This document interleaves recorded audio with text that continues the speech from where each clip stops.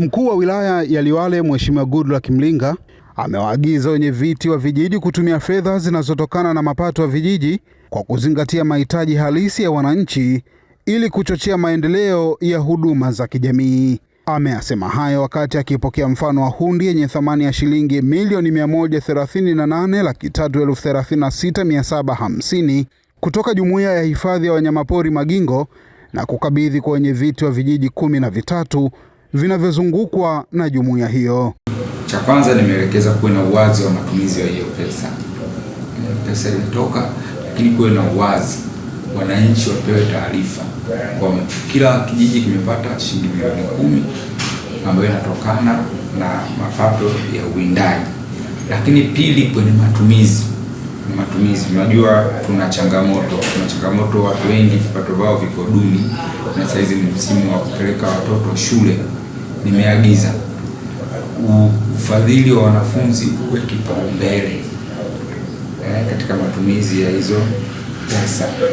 Lakini lingine kubwa ni utoaji wa elimu ya uhifadhi.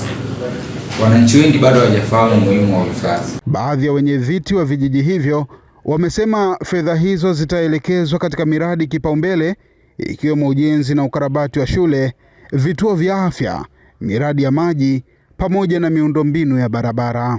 Tutaweka kwenye mbao za matangazo ili watu waweze kusoma na kuelewa, lakini pia tutakuwa na mikutano. Tutaitisha mkutano wa jamii wa kijiji. Tutawaelekeza na kuelimisha.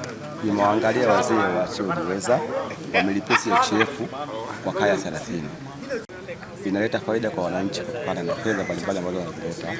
Tumetoa pale fedha shilingi milioni 6 ya mwanzo, tumeweka madarasa mawili, lakini pia tumetoa milioni 10 na senti, tunaendeleza ujenzi wa madarasa tena mawili.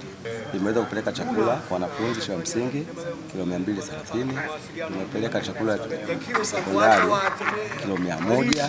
Mwenyekiti wa Jumuiya ya Hifadhi ya Wanyamapori Magingo amesema lengo la jumuiya hiyo ni kuhakikisha wananchi wanaozunguka eneo la hifadhi wananufaika moja kwa moja na rasilimali za wanyamapori na kuendelea kushirikiana kikamilifu katika shughuli za uhifadhi. Jumuiya ina malengo makubwa.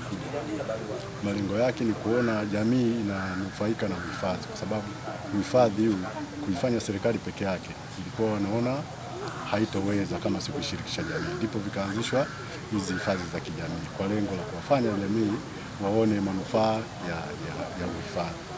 Kwa maana sisi shughuli zetu, jumuiya ya hifadhi Magingo ina vitalu 4 vya uwindaji wa kitalii. Naye mjumbe mwakilishi kutoka kijiji cha Ndapata ambaye pia ni mwenyekiti wa kamati kuu ya jumuiya hiyo amefafanua kuwa fedha hizo hutokana na mapato ya uwindaji wa kitalii katika vitaru vya uwindaji vya Hokororo na Kihumila, na kila kijiji hupata mgao sawa kulingana na kiasi kilichopatikana.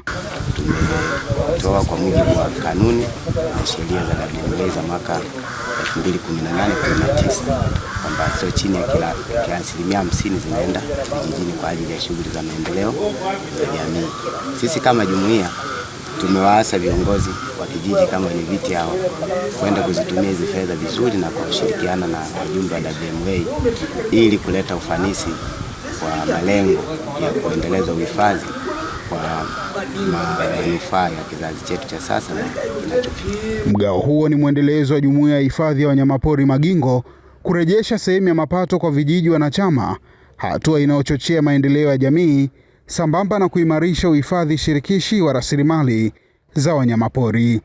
Esrom Fubusa, Liwale.